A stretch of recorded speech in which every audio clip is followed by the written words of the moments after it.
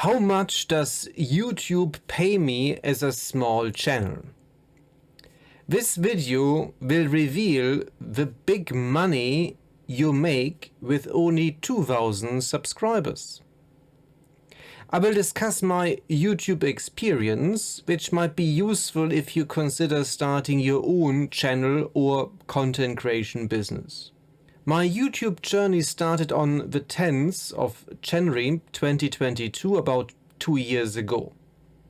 The channel was monetized on 13th of September 2023. Hence the number of subscribers exceeded 1,000 and watch hours were above 4,000 in the last 365 days. Apart from YouTube, the main purpose is to spread the joy of data analysis using books and online courses. Finally, you need to consider how you run a YouTube channel and any related business activity. In the UK, you could be self-employed, which is easy to set up, or start a private limited company. And there are pros and cons in both cases. Looking at YouTube, the number of subscribers is still following a linear trend. Linear trends are not really great when it comes to content creation, so nothing really blew up.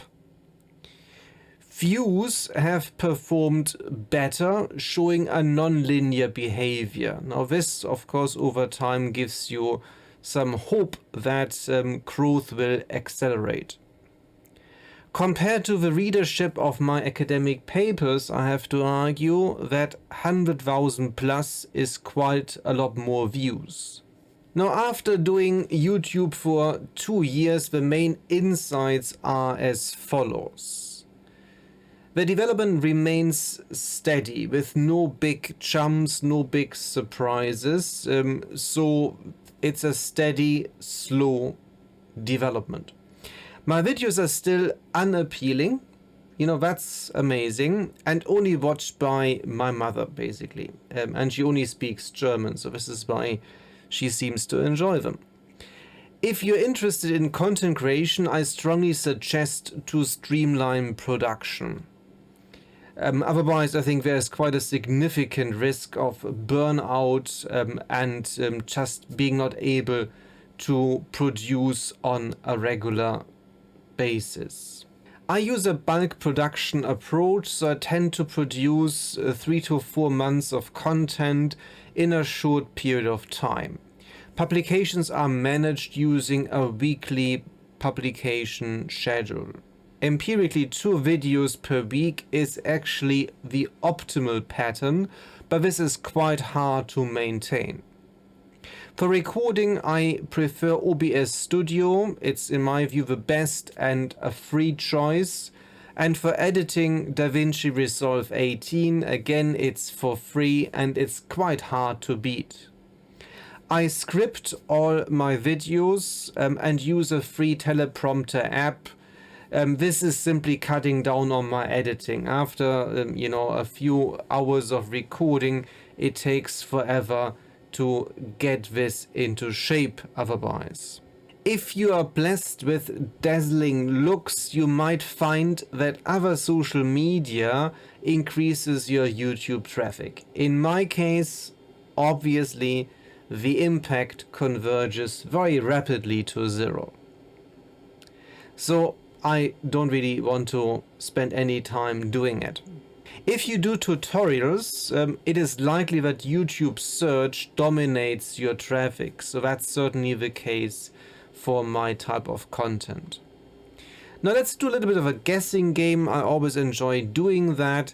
What are the top 5 countries watching my content? 5th place is taken by Ghana, so that's a new entry compared to last year with a share of 0.7%.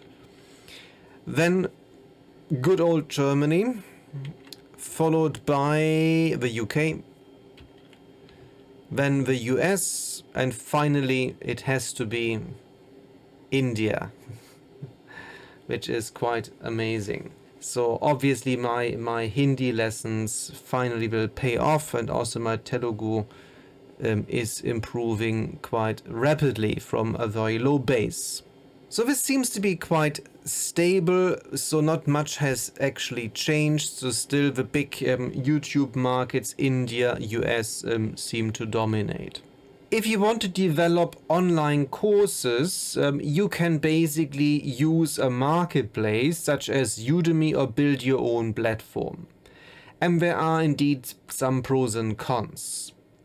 Initially, I tried to build my own website using Teachable, which offers a range of tools and back office services, including payment handling. It is certainly true, and this was discussed in many other videos, that Udemy pays very little per student, so usually one can expect around $2 per student. Now this is quite low for sure. However, Udemy does not cost any money, and so that's something to consider. Marketing is covered, and your traffic is a lot higher. So in the end, when you compare the net sales on both platforms, Udemy simply does perform better. Of course, still the numbers are quite low. In comparison, in my experience, the main issue for me was the sharp increase in costs in the case of Teachable. So they kept increasing the fees, and it made it very hard to actually achieve any net sales. It might make sense if you charge much more for each and every course, but if your focus is on making your products accessible, and in particular accessible in various countries, this is not a viable approach. So going back to the main question, how much did YouTube pay me? 56 amazing pounds. Of course, that's now before tax, so you have to consider then corporate or income tax depending on your setup. Now, this is absolutely fantastic, and certainly, with this level of income, you can do an awful lot with it for sure. I can, get a takeaway maybe two if I stretch it a little bit. If you want to explore the highly rated Udemy courses focused on Stata, getting started with Stata and applied time series using Stata, you can follow the links in the description. In conclusion, managing cost is absolutely vital. Very quickly, costs tend to explode for hosting websites, accountants, and so on. So my operating costs went up quite quickly, and I had to really cut them down quite a lot to at least, break even. Of course, my ambition is not necessarily here to make a significant income, but at least you have to be sustainable. End of the day, when it comes to content creation or YouTube, we talk here about the long game.